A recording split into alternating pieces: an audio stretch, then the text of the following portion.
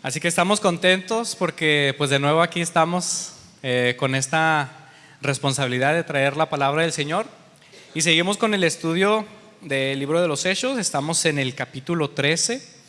Nuestro hermano Meni Guerrero, creo que no sé si pudo venir con nosotros, posiblemente está con Carlita, ¿verdad?, cuidándola, pero él nos habló acerca de la primer parte del viaje misionero de Pablo y yo voy a seguir con la segunda parte. Y creo que el pastor le toca la tercera parte, si no me equivoco. Entonces, para hacer así rápido un pequeño resumen, vimos que el Espíritu Santo o Dios apartó a Pablo y a Bernabé, ¿verdad? Los aparta y los llena del Espíritu Santo y los comisiona para una misión. ¿Cuál misión? Predicar el Evangelio, ¿verdad? Así que vimos que parten, ¿verdad? Y llegan a Chipre. Entonces, ¿se acuerdan de la historia? Llegan a Chipre y recorren la isla de Pafos y al llegar a Salamina predican la palabra de Dios en las sinagogas. Y aquí es donde vemos a Barjesús, ¿sí era Barjesús? Barjesús, un falso profeta judío. ¿Y qué pasa, hermanos? ¿Sí se acuerdan? Pues Pablo, lleno del Espíritu Santo, lo reprende, ¿verdad? Y dice la Biblia que fue cegado. Y Meño nos comentaba que era como que una manifestación de su condición interna, como que se hizo una manifestación externa porque en su corazón estaba entenebrecido y solamente él pues quedó en tinieblas. Entonces dice que después de eso el procónsul se maravilló y creyó en la doctrina del Señor. O sea que Barjesús no creyó, pero una persona que creyó. Y aquí vemos, ¿verdad?, un creyente, ¿verdad?, recibe a Cristo, pero no termina ahí, sigue en su viaje. Así que si podemos poner un pequeño mapa. Bueno, voy a leer el 13. Dice: luego Pablo y sus compañeros, estamos en Hechos 13. Luego Pablo y sus compañeros salieron de Pafos en barco rumbo a Panfilia. Me voy a subir poquito, hermanos. Entonces estamos aquí, está en inglés, hermanos, pero pues yo se los voy a traducir. Están en Antioquía de Siria aquí. Entonces viajan, ¿verdad? Viajan hacia acá, llegan a Pafos y aquí es donde es la isla, y es donde predican, ¿verdad? Y es donde pasa lo de Barjesús y el procónsul. Entonces de aquí, hermanos, tienen que viajar como 300 kilómetros al norte, que es Perge. Cuando llegan a Perge, aquí vamos a ver, es donde Juan Marcos los deja, ¿verdad? Se va, dice que regresa a Jerusalén. Y de aquí tienen que recorrer como algunos, en lo que vi eran 350 o 200 kilómetros a pie al norte hasta llegar a Antioquía de Pisidia, el área de Asia Menor, y donde viene también la región de Galacia, ¿sí? Entonces básicamente así rapidito.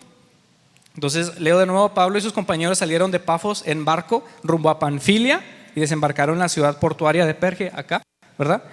Y dice: allí Juan Marcos los dejó y regresó a Jerusalén, pero Pablo y Bernabé siguieron su viaje por tierra adentro hasta llegar a Antioquía de Pisidia. Entonces empiezan a subir.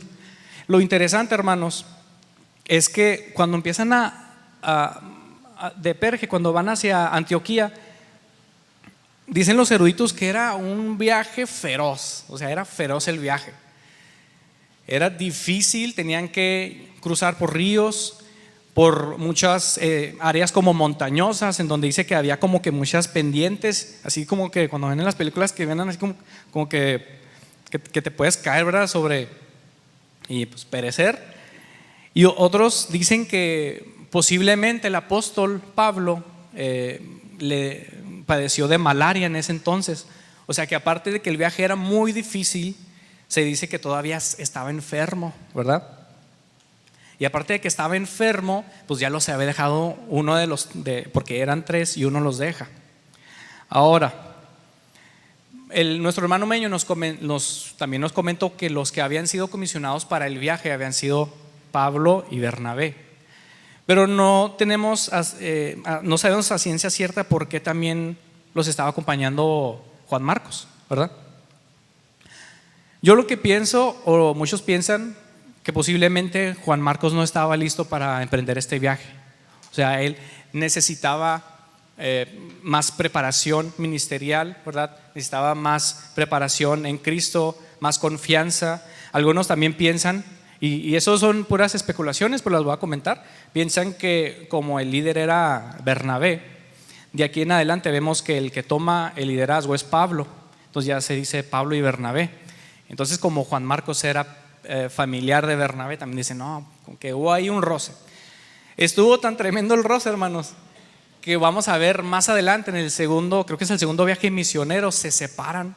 Bernabé y Pablo se separan, porque Bernabé quiere llevar otra vez a Marcos al viaje y Pablo le dice, no, o sea, yo no quiero que venga con nosotros. Y se arma ahí, gacho, se pone difícil. Más adelante ya lo vamos a ver que se separan y es donde Pablo toma a Silas con él y emprende su viaje. Sigamos.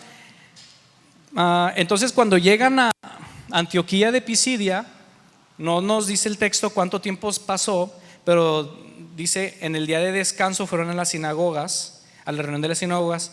Después, versículo 15, después de las lecturas acostumbradas de los libros de Moisés y de los profetas, los que estaban a cargo del servicio les mandaron el siguiente mensaje: hermanos, si tienen alguna palabra de aliento para el pueblo, pasen a decirla. Ahora vemos que el culto, ¿verdad? O la liturgia, investigando, o sea, se dice que se recitaba el Shema, o no sé cómo se dice, ese Deuteronomio 6:4, hacían algunas oraciones, S-H-E-M-A, Shema, ahora para los que dice, se leían porciones de la ley, porciones de los profetas, y por último se daba como un sermón. Pero si se encontraba alguien que cumplía los requisitos para poder pasar y dar una palabra de ánimo o un comentario de lo que se había dicho, se le daba la palabra. Entonces tenemos que recordar que Pablo pues era un doctor de la ley, era fariseo de fariseos, estudiante o discípulo de Gamaliel. Entonces posiblemente ellos conocían de Pablo, no lo sabemos, pero conocían de Pablo. Lo que sí sabemos es que Pablo pues no pudo rechazar esa invitación. O sea, claro que alguien de ustedes puede pasar, ¿verdad?, y dar un mensaje. El propósito de Pablo era predicar el evangelio. ¿Ustedes creen que no iba a levantar la mano? Entonces más adelante dice que entonces Pablo se puso de pie y levantó la mano para hacer que se callaran y comenzó a hablar. Ahora voy a hacer una pausa aquí. En estos lugares o estas sinagogas, no estamos en Jerusalén, estamos en Antioquía de Pisidia, en el área de Asia Menor, entonces una región gentil, ¿verdad? Pero posiblemente,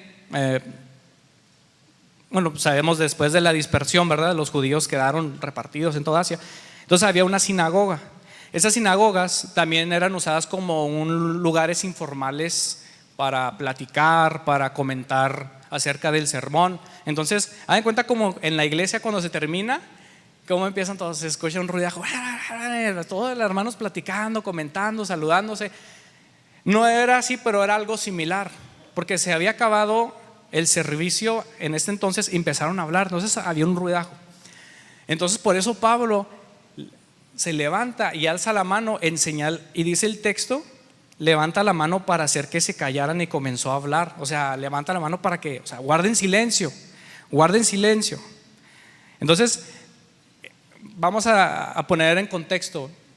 El pueblo está a punto, bueno, estos hombres están a punto de recibir el mensaje más increíble, más glorioso, más valioso que ha existido en la historia de la humanidad. El evangelio, está a punto de predicar el evangelio. Entonces Pablo es como que está diciendo, cállense porque Dios va a hablar. Y Dios estaba a punto de hablarles. Entonces cuando Dios va a hablar, nosotros tenemos que callar. Entonces ellos, bueno, guardan silencio, y aquí empieza el sermón del apóstol Pablo. Y les dice, hombres de Israel, dijo usted, y ustedes gentiles, temerosos de Dios, escúchenme. Ahora aquí sabemos que había judíos y gentiles. Entonces los gentiles que creían en el Dios de Israel, pero no estaban dispuestos a seguir las ceremonias, la circuncisión y todos los rituales judíos. Entonces no eran como que convertidos al judaísmo, sino que se les conocía como los temerosos de Dios. Entonces dice: escúchenme, el Dios de esta nación de Israel eligió a nuestros antepasados e hizo que se multiplicaran. Estoy en el verso 17. Y se hicieran fuertes durante el tiempo que pasaron en Egipto. Entonces aquí vemos cómo el apóstol Pablo, parecido al mensaje que dio Pedro y al mensaje que dio Esteban, ¿verdad?, en su predicación, él también comienza a hablar desde Abraham hasta David, y luego de David se pasa a Jesús.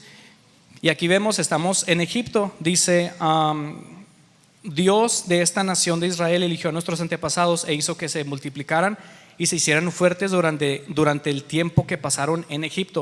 O sea, eran pocos. ¿Se acuerdan que la historia de José? Y de repente se empezaron a multiplicar, ya eran casi 3 millones de personas. Y luego con brazo poderoso los sacó de la esclavitud.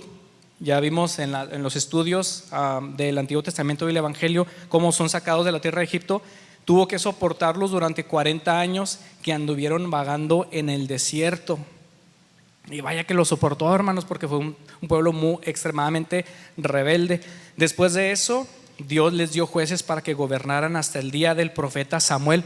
Recordemos que ya después de que son sacados, ¿verdad?, y Josué, ¿verdad?, conquista las naciones de Canaán, ya viene después el tiempo de los jueces, ¿verdad? Es lo que dice aquí. Ok, luego el pueblo suplicó por un rey. Bueno, me voy a regresar. Después de eso, Dios les dio jueces para que gobernaran hasta los días del profeta Samuel, el último juez. Verso 21. Luego el pueblo suplicó por un rey. ¿Y quién fue ese rey? ¿Por qué no saben, hermanos? Bueno, Saúl. Dios les dio a Saúl, hijo de Cis, un hombre de la tribu de Benjamín, y durante 40 años reinó, ¿verdad? Pero Dios quitó a Saúl y lo reemplazó con David, un hombre de quien Dios dijo: he encontrado a David, hijo de Isaí, un hombre conforme a mi propio corazón, y él hará todo lo que yo quiero que haga. Bueno, entonces vamos a ver algunas cositas en esta primera parte, hermanos. ¿Sí notaron que dice: y Dios los eligió, y Dios los sacó, y Dios destruyó las naciones de Canaán? O sea, Dios es el que llevó a cabo toda la historia de Israel. O sea, él era el personaje principal de la historia, fue Dios. O sea, ni siquiera el pueblo. Ahí estaba Dios, les dio jueces, Dios les da un rey, y luego les da otro rey a David.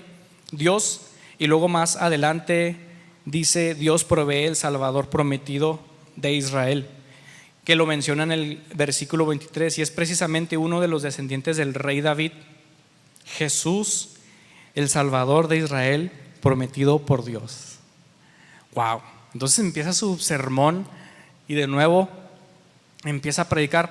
Ahora, creo yo, hermanos, que este sermón fue lo que Lucas nos muestra aquí en ese sermón. Yo creo que fue un resumen de lo que realmente Pablo les predicó. Yo creo como que Lucas no iba a ponerse a escribir posiblemente todo lo que dijo Pablo, porque sabemos que yo creo que hubiera escrito página tras página, pero con lo que nos vemos en esta historia, yo veo que primero que nada el Señor es lento para la ira y lleno de amor inagotable. Porque dice que Dios los soportó, y no solamente los soportó 40 años en el desierto, no, los soportó desde antes, hermanos, desde Adán. Desde Adán nos ha estado soportando a nosotros. Inclusive Dios ha sido tan bueno que se resistió, dice que se limitó, ¿verdad?, a derramar la ira a nosotros, porque tenía un plan de redención, y Dios es demasiado bueno. Entonces sigue con el versículo 22. Sean pacientes, hermanos. ¿Van conmigo? ¿Sí? ¿Cómo va toda la historia? Dice: Dios quitó a Saúl y lo reemplazó con David, un hombre lo reemplazó con David. He encontrado a David, hijo de Isaí, un hombre conforme a mi propio corazón. Él hará todo lo que yo quiera que haga. Ahora, algo que resalta aquí en esta última porción es que Dios tenía algo que hacer con David en ese tiempo en específico. Porque resalta mucho, ¿verdad? Que empieza a dar el sermón, ¿verdad? Y como que no tanto detalle, ni siquiera de Saúl, pero cuando llega con David, como que se toma, el apóstol Pablo se toma un pequeño tiempo y dice: Él hará todo lo que yo quiera que haga, y todavía menciona a un hombre conforme a mi corazón. Así que Dios tenía que cumplir un plan específico con David y también con nosotros. Porque Dios tiene un plan específico para nosotros, un plan específico para nosotros, pero nosotros tenemos que ser fieles y obedientes. Ahora, Miguel Niños comentaba: si vamos más lento de lo que Dios quiere ir, si vamos más lento de lo que Dios quiere ir, tal vez Dios use a otros para llevar a cabo su propósito. Imagínate. Dios quiere hacer un propósito, cumplir un propósito, pero nosotros vamos muy lentos. Posiblemente Dios escoja a otros, y es lo que pasó posiblemente con Saúl. Sigamos más adelante, verso 23, y es precisamente uno de estos descendientes del rey David. Entonces aquí el apóstol ya está como que haciendo un embudo hasta que llega con David, y luego de ahí se brinca hasta Cristo y dice: Jesús, el Salvador de Israel prometido. Antes de que Él viniera, y aquí comenta de Juan el Bautista. Juan el Bautista predicaba que todo el pueblo de Israel tenía que arrepentirse de sus pecados. Dice, y como que dice: conviértanse a Dios y bueno, convertirse a Dios y bautizarse. Verso 25. Cuando estaba en los últimos días de su ministerio, Juan preguntó: ¿creen ustedes que yo soy el Mesías? No, no lo soy. Él mismo negó serlo. Pero él viene pronto, o él pronto viene, y yo ni siquiera soy digno de ser su esclavo, ni desatarle las sandalias de sus pies. Ahora, algo interesante aquí es que para un siervo, según los eruditos, dicen que lo más humillante, o de las cosas más humillantes que un siervo podía hacer, era desatarle la correa de sus zapatos a su señor. Era algo muy indigno, ¿sí?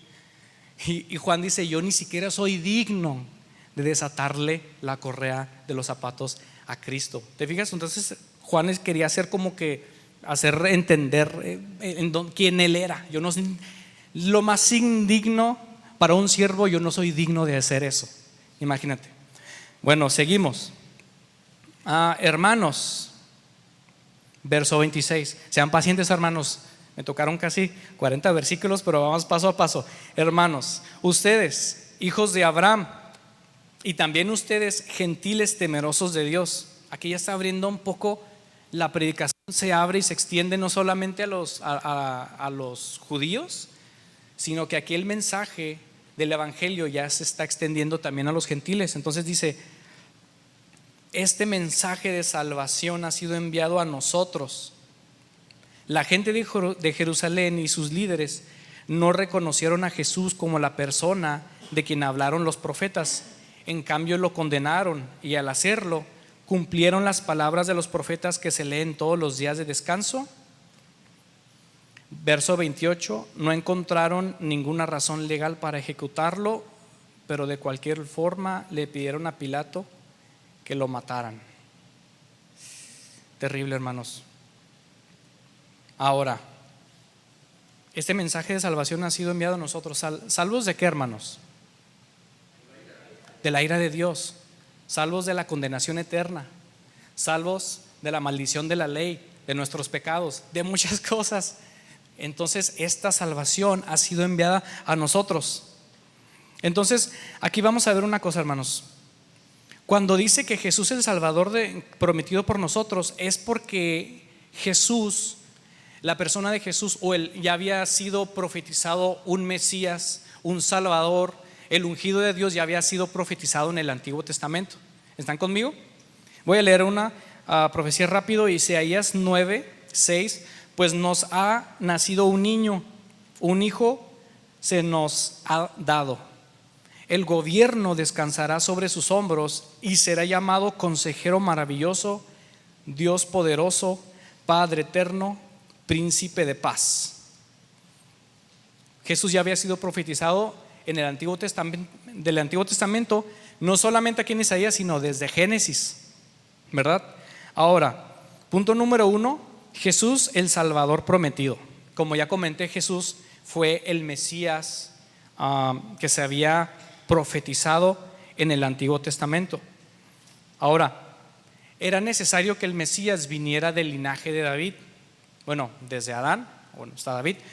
Entonces eso lo podemos ver en Mateo y en Lucas. En Mateo, si abrimos nuestra Biblia en Mateo, vamos a ver la cronología de Jesús, ¿verdad?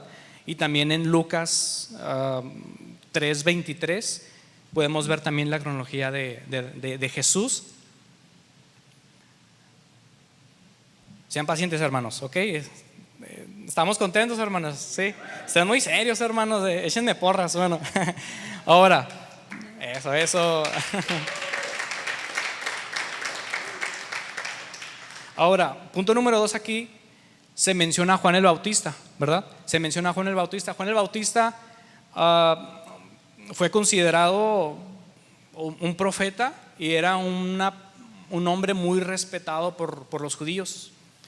¿Y su mensaje cuál fue? El mensaje: arrepiéntanse de sus pecados, bautizados para el arrepentimiento de pecados, ¿verdad? Entonces Pablo sabía, ¿verdad?, que Juan era muy respetado. Inclusive, hermanos, si recordamos en la historia, cuando Jesús comienza su ministerio, vemos que Herodes pregunta: ¿no será Juan el Bautista? ¿Sí se acuerdan? O sea, imagínate, porque tenía un peso muy fuerte. Y también Juan el Bautista fue profetizado, ¿verdad? Isaías 43. Vamos a ver, Isaías 43 dice: escuchen, es la voz de alguien que clama, abran el camino a través del desierto para el Señor, hagan una carretera derecha a través de la tierra baldía para nuestro Dios. Ese era Juan el Bautista, ya había sido profetizado sobre él. Juan el Bautista no fue el Mesías fue Jesucristo. Otro punto que vemos aquí es que Jesús, Salvador de judíos y de gentiles. ¿Sí? Jesús, Salvador de judíos y gentiles. Vemos que en el Evangelio, como ya comenté, se abre para los judíos y el apóstol Pablo lo hace muy claro aquí. Entonces, este mensaje dice: ha sido enviado a nosotros, hermanos. Este mensaje del Evangelio ha sido enviado a nosotros. ¿Sí me entienden? Este mensaje ha sido enviado a nosotros también, no solamente a Jerusalén, no solamente a Samaria, sino hasta los confines de la tierra, hasta México, Ciudad Juárez, la iglesia El Puerto. Hemos sido beneficiados de este mensaje de salvación y ahora estamos aquí en esta iglesia y podemos declarar las grandezas, las misericordias, la bondad, su gracia y cuán bueno es Dios. O sea que este mensaje ha sido enviado también a nosotros, hermanos, y tenemos que estar muy contentos. Amén. ¿A qué? Ok, 4. Jesús fue rechazado por la gente de Jerusalén. Y al igual que en el mensaje de Esteban, fue por la dureza de su corazón. ¿Y saben por qué, hermanos? ¿Por qué rechazaban a Cristo?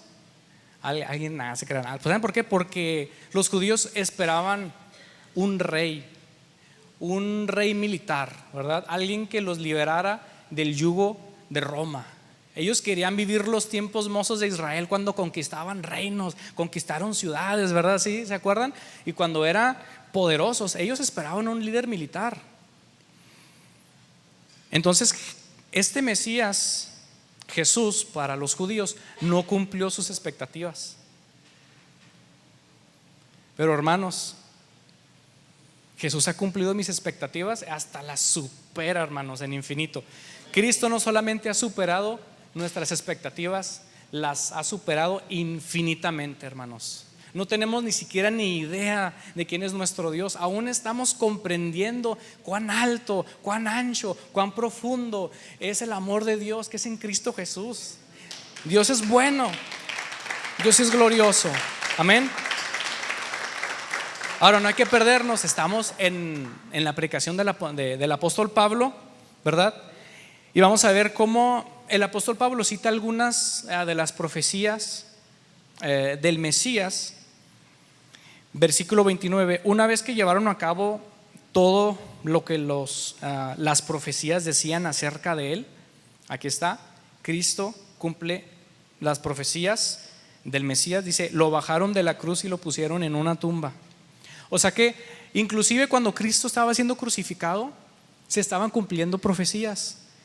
Y las podemos encontrar en los Salmos. Si recuerdan cuando dice que le dieron de beber vinagre y que repartieron sobre ellos sus vestidos, ¿verdad? La lanza, muchas profecías cuando se terminaron de cumplir en la cruz, dice que lo bajan y lo ponen en una tumba.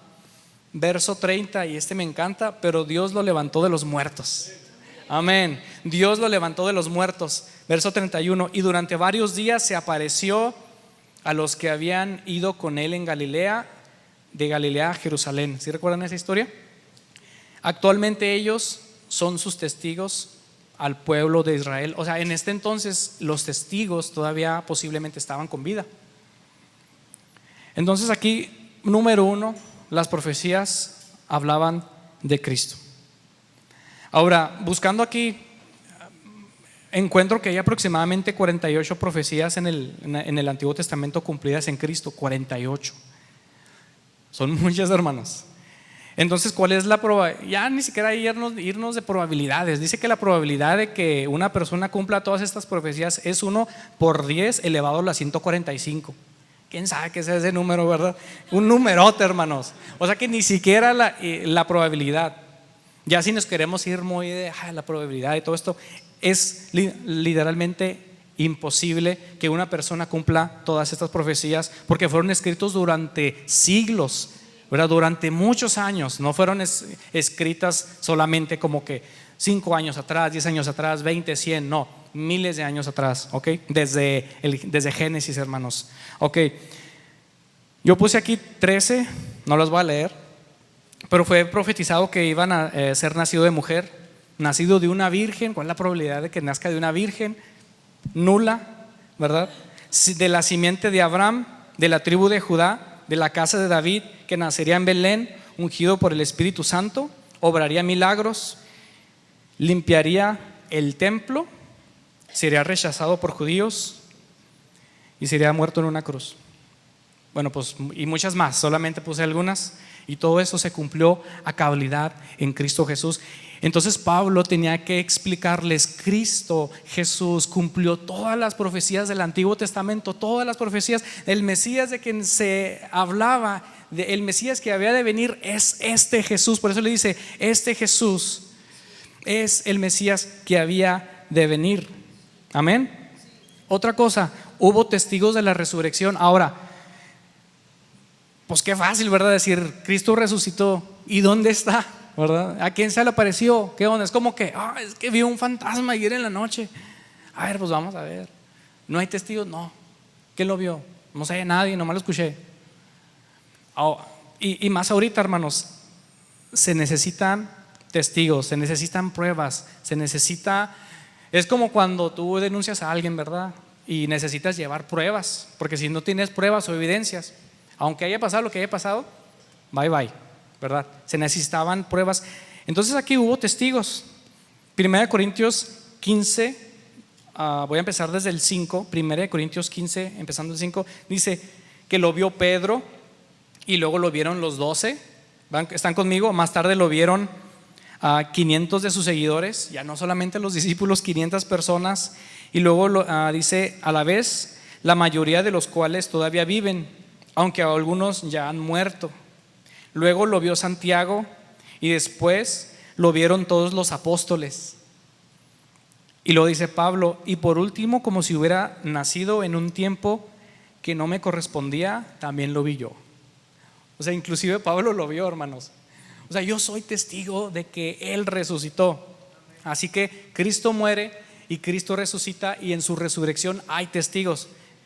Estamos hablando de la predicación de Pablo, ¿verdad?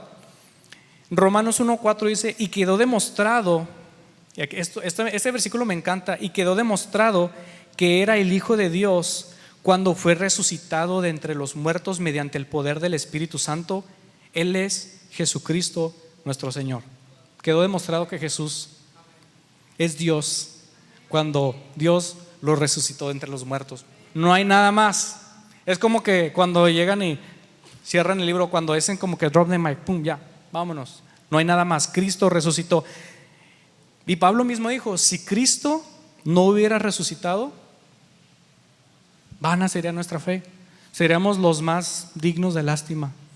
Inclusive durante ese tiempo seguir a Jesús era literalmente cargar tu cruz, negarte a ti mismo y seguirlo, porque durante este periodo fue el periodo oscuro de la iglesia. Oscuro en el aspecto de la persecución, que fueron de aquí como unos 300 años más o menos, ¿verdad? Lo que fue una persecución terrible, pero fue cuando el evangelio, ¿verdad?, fue ahora sí que predicados demasiado, porque estaban llenos de fe.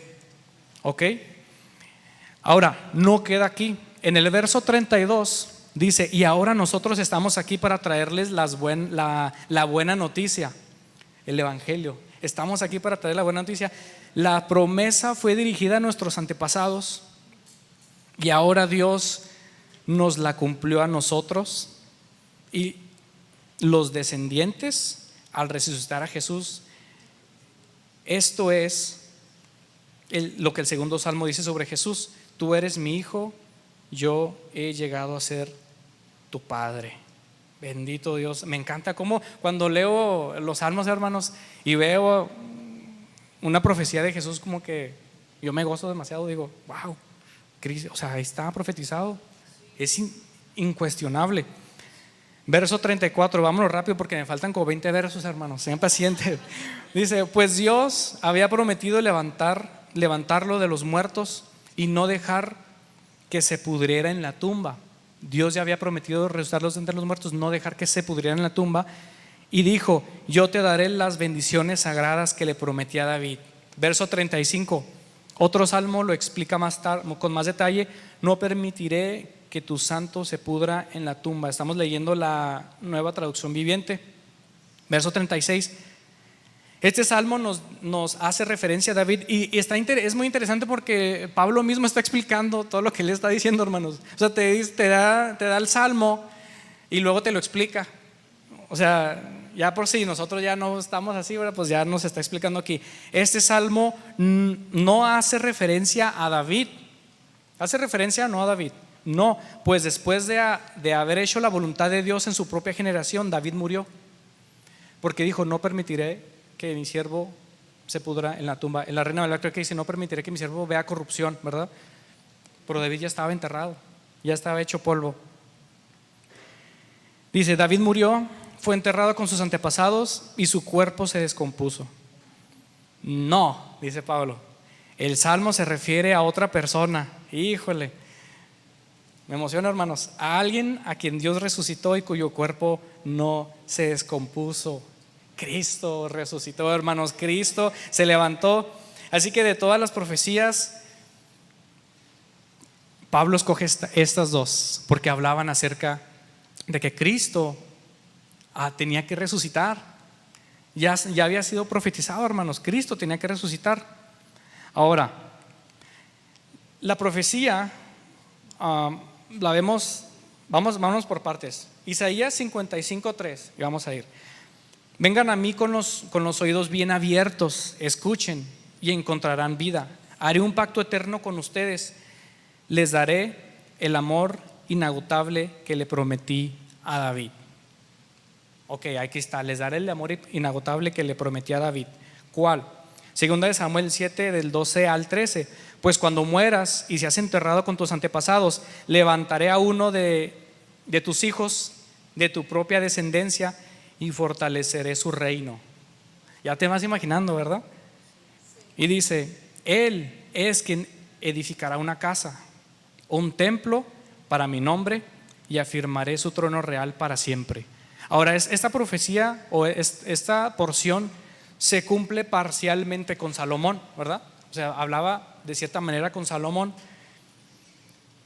pero el trono real que permanece para siempre, ¿cuál es, hermanos?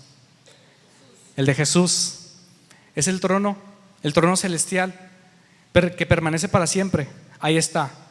Y luego en la segunda parte es en el Salmo 16:10. Dice: pues tú no dejarás que mi alma entre a los muertos, ni permitirás que tu santo se pudra en la tumba. Entonces esos dos salmos son estos dos, ¿verdad? El Salmo 16:10. Ok, vamos. Sean pacientes, hermanos. Sean pacientes. Estamos aprendiendo, es un estudio, hermanos, es un estudio. Es interesante. Versículo 38 les dice: hermanos, escuchen, estamos aquí para proclamar que por medio de este hombre Jesús ustedes tienen el perdón de sus pecados.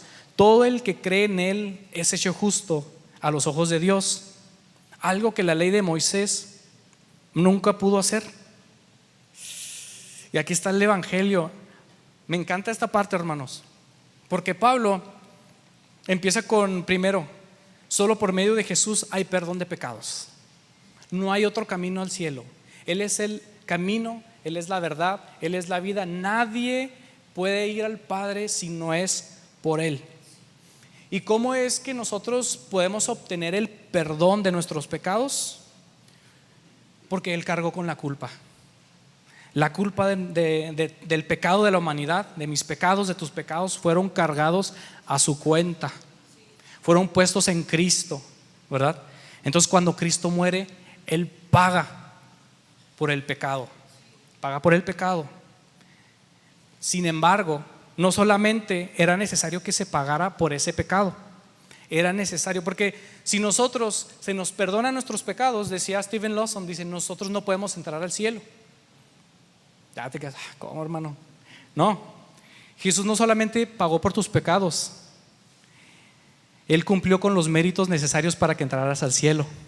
Amén. O sea, su vida perfecta, no solamente se le cargaron a Él nuestros pecados, sino que toda su vida perfecta, su caminar santo, nuestro segundo representante, porque Adán nos representó y cayó inevitablemente, pero nuestro segundo representante, Jesucristo, Él vino, vivió una vida perfecta, Él murió en la cruz, Él resucitó, y toda su vida perfecta fue puesta a nuestra cuenta. Amén.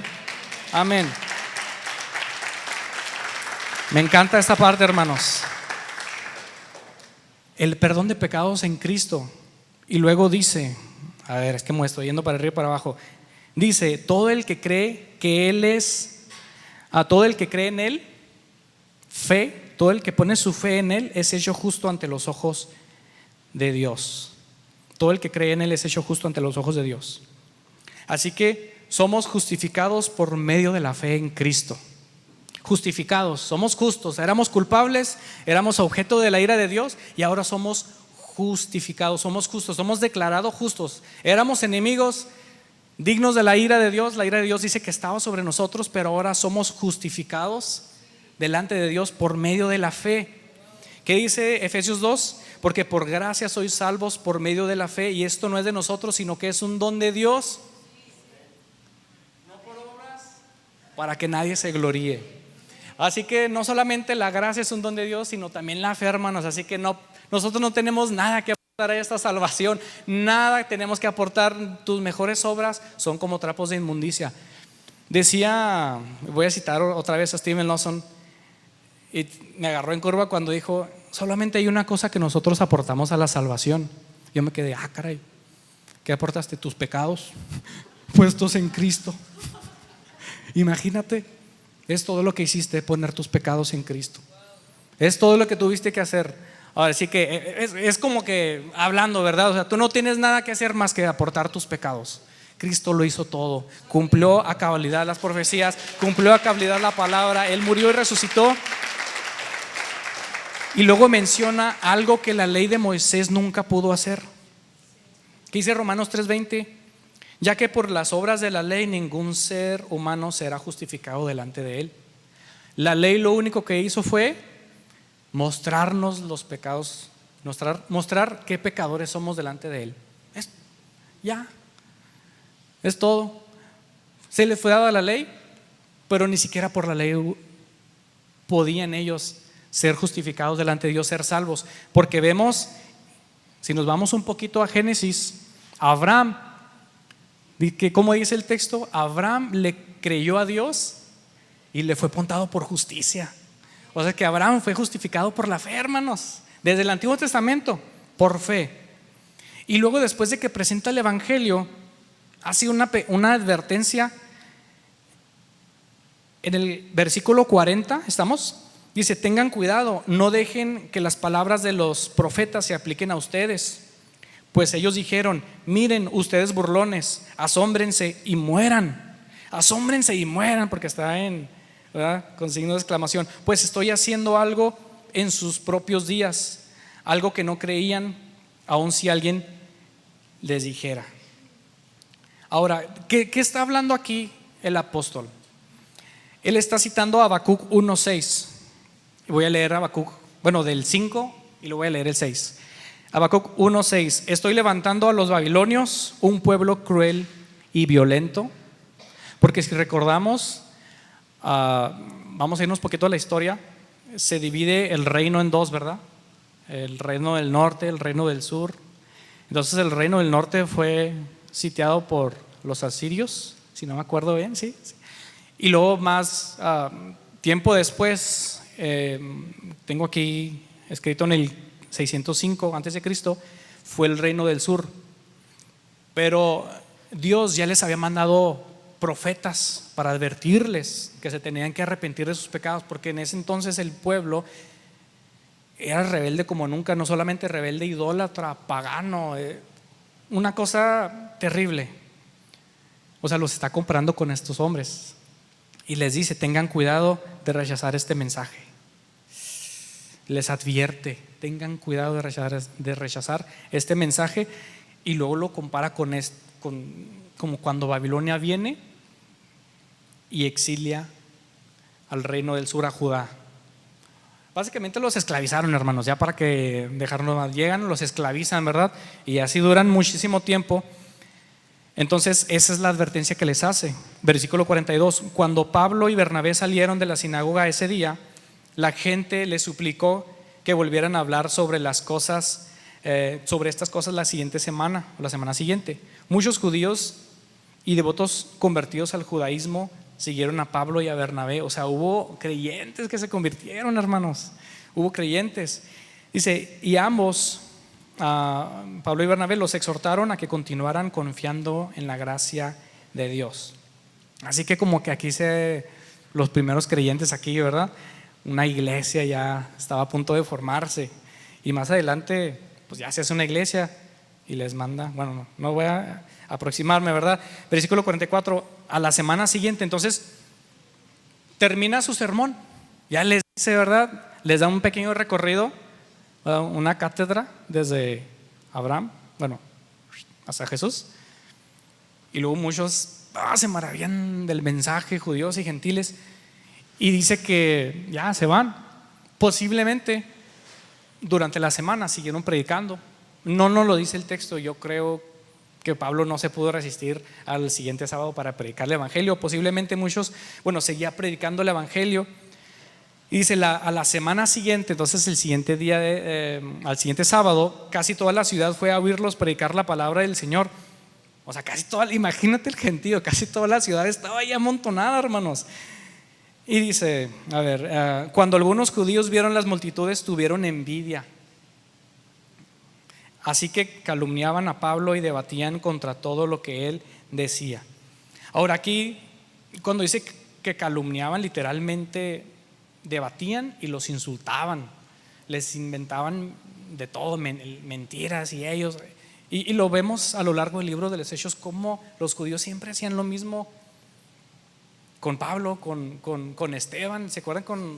Era terrible. A Esteban, él fue el primer mártir, ¿verdad? A él no solamente lo calumniaron, sino que lo apedrearon, y fue el primero.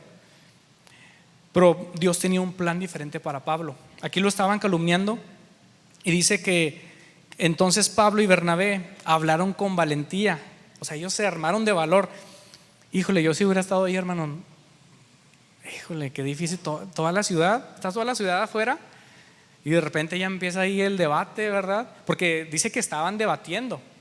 No solamente los calumniaban, sino que estaban debatiendo todo lo que Pablo había dicho. Pero conociendo a Pablo, pues les estaba refutándoles todo lo que les decían. Y dice que se llenaron de valentía y declararon: era necesario primero que le predicáramos la palabra de Dios a ustedes, los judíos. Pero ya que ustedes la han rechazado y se consideran indignos de la vida eterna, entonces hasta se me pone la piel chinita, se la ofreceremos a los gentiles, pues el Señor nos dio este mandato cuando dijo: yo te he hecho luz para los gentiles a fin de llevar salvación a los rincones más lejanos de la tierra. Era en mayoría gentiles la ciudad. Estamos en el mapita, ¿se acuerdan? Arribita, Asia Menor, arriba. Eran todos gentiles, ¿verdad? Y eran algunos judíos. Entonces se llenaron de valentía. Y esto me encanta, hermanos, porque nosotros tenemos que estar siempre listos cuando tengamos que predicar el evangelio y cuando se nos demande respuesta de lo que nosotros creemos. Tenemos que estar listos. Y no es como que no, pues es que yo soy muy serio. 1 Pedro 3:15: si alguien les pregunta acerca de la esperanza que tienen como creyentes, estén siempre preparados para dar una explicación. Ahí está. Ya ni siquiera te lo estoy diciendo yo. En la Biblia dice: estén siempre preparados para dar una explicación. Y esto habla de lo importante que es que nosotros conozcamos la Escritura, conozcamos por qué creemos en Cristo, conozcamos las evidencias de la resurrección de Cristo, conozcamos lo lógico, todas las evidencias científicas, lógicas, filosóficas, antropológicas y todo lo que existe, que lo que se le llama la apologética, que es la defensa de la fe. Muchos dicen: yo no necesito eso. Bueno, yo pasé por eso cuando estaba en la universidad. Yo lo necesité demasiado, hermanos, y créanme que al final sales vencedor. Amén. Porque todo apunta a un Dios. La creación dice que clama, ¿verdad?, por la existencia de un Dios. Así que estamos confiados y contentos porque Él es bueno. Versículo 48, ya mero, hermanos, ya mero. Voy a buen tiempo, ¿verdad? Ok, cuando los gentiles oyeron esto, se alegraron y le dieron las gracias al Señor por su mensaje. Y todos los que fueron elegidos para la vida eterna se convirtieron en creyentes. Así que el mensaje del Señor se extendió por toda esa región y ya se empezó a extender el evangelio. Versículo 50: luego los judíos provocaron a las mujeres religiosas influyentes y a los líderes de la ciudad. O sea, ya no pudieron con ellos, así que vamos por las señoras religiosas, no por ellas, ¿verdad? Hay que hagan ahí algo, ¿verdad?, que muevan sus influencias. Un mitote, ¿verdad? Que hagan algo ahí, un gentío ahí de señoras influyentes. Y a los gobernantes, dice: e incitaron una turba contra Pablo y Bernabé. Se hace la turba, ahí viene. Y los echaron de la ciudad. Bendito Dios que preservó sus vidas. Amén. Versículo 51: así que ellos se sacudieron el polvo de sus pies en señal de rechazo y se dirigieron a la ciudad de Iconio. Wow. Y Jesús ya les había dicho, ¿verdad? Si alguien rechaza ese mensaje, ¿qué les dijo? Sacúdanse sus pies, ¿verdad? Y se sacudían los pies cuando venían entrando de una ciudad gentil, iban a entrar a Jerusalén, se sacudían los pies. Pero ahora ahí no, ahora ahí era de que no quisiste el mensaje. Bueno, ¿verdad? Me sacudo, es como que vámonos a la siguiente. Y es lo que ellos hicieron.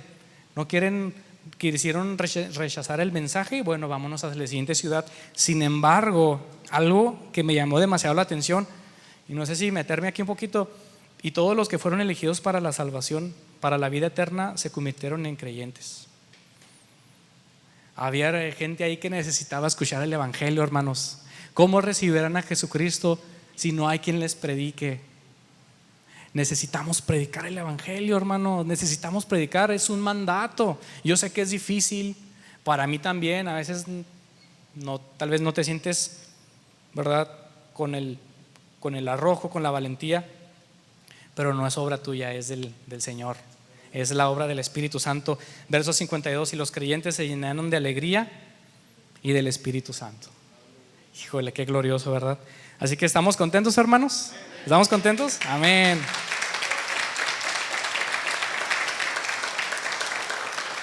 Wow, ok, buen tiempo, ¿verdad? Estamos contentos, hermanos. Y qué increíble mensaje, ¿verdad? Increíble. Pablo era un máster para la predicación del evangelio. Tenemos mucho que aprender de él. Así que estamos contentos. Y así que bueno, ¿me acompañan a orar, hermanos? Gracias, Padre, por este mensaje. Te damos gracias porque tú has sido muy bueno para con nosotros, porque nos has hablado, porque nos has animado, porque nos has mostrado, Señor, cómo tú cumpliste todas las profecías, cómo tú eres revelado en el Antiguo Testamento, Señor, cómo tú cumpliste a cabalidad no solamente las profecías, sino cumpliste la ley a cabalidad, cumpliste todo lo que era requerido, Señor, por la ley. Tú lo cumpliste, Señor Jesús. Tú viviste una vida perfecta, una vida inmaculada, Señor. Tú fuiste nuestro perfecto representante en la tierra. Y gracias a ti, gracias a tu obra redentora, podemos nosotros entrar confiadamente a ese trono de la gracia y recibir misericordia y oportuno socorro, Señor. Te damos gracias por esta salvación tan grande, Señor. Te damos gracias porque nos has alcanzado, porque hemos recibido este mensaje, porque alguien nos predicó el evangelio, porque alguien se acercó a nosotros y nosotros recibimos con un corazón abierto. Con un corazón arrepentido recibimos de tu palabra y te aceptamos, Señor. Ponemos nuestra fe en ti, Señor, nuestra fe en ti como nuestro Salvador, como nuestro Redentor, Señor. Confiamos en ti completamente, Señor. Queremos no solamente que sea de palabras, sino que también sea en acciones, que tu salvación, que tu gracia sea el motor que nos impulsa a vivir una vida santa, una vida intachable delante de ti. Como dice tu palabra, que tú preparaste obras desde antemano, desde antes de la fundación del mundo, obras de justicia para nosotros. Queremos hacer esas obras de justicia, queremos ser un ejemplo, Señor Jesús. Queremos ser un ejemplo delante de todos aquellos que están allá afuera. No queremos que se maldiga tu nombre por causa de nuestras malas acciones, sino queremos ser unos dignos representantes de tu reino. Nosotros estamos aquí como extranjeros, pero estamos aquí para proclamar las verdades de aquel que nos amó y que nos llamó por medio de su luz admirable. Padre, eres bueno, eres glorioso y eres misericordioso, Señor. Estamos contentos porque tú, Señor, te has glorificado y porque tú resucitaste de entre los muertos. Eres bueno, Señor, y te damos toda la gloria y toda la honra en el nombre de Cristo Jesús. Amén. Amén.